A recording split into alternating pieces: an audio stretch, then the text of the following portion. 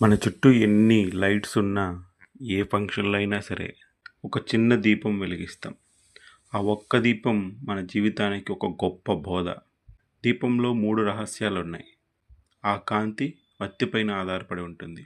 వత్తి నూనె మీద ఆధారపడి ఉంటుంది. ఇదే సత్యం మనిషి జీవితానికి కూడా వర్తిస్తుంది. ఆ కాంతి మన ఆత్మ, ఆ వత్తి మన మనసు, ఆ ప్రమిద మన శరీరం, అందులోని నూనె మన ఆయుష్. మన శరీరం పట్టుకునే వాటిని మనసు పట్టుకుంటుంది. మనసు పట్టుకునే వాటిని ఆత్మ పట్టుకుంటుంది.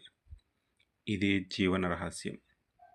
శరీరం, మనసు, ఆత్మ, ప్రమిద, వత్తి, కాంతి.